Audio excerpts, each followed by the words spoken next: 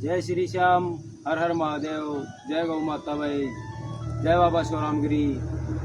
तो अपने भाई जो सूर्य नारायण भगवान की जो तपस्या 51 दिन की थी वो 21 तारीख ने संपूर्ण हो जाएगी और 22 तारीख ने बाबा श्याम धनी के आशीर्वाद से और आदेश से, बाबा शिवरामगिरी के आदेश से 51 दूना की जो तपस्या है, 51 दिन की तपस्या 22 तारीख से अपने शुरू हो जाएगी।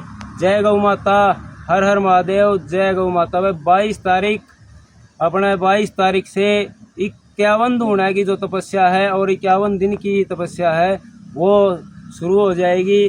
तो सभी भगत जो है 51 दिन की जो तपस्या है उस बीच में 51 दिन लगातार दरबार लगेगा और उस दरबार में आप आस को हो, जो भी आपकी परेशानी है, समस्या है, वो आस को आपका समाधान होगा। जय गौ माता, हर हर महादेव, जय गौ माता भाई।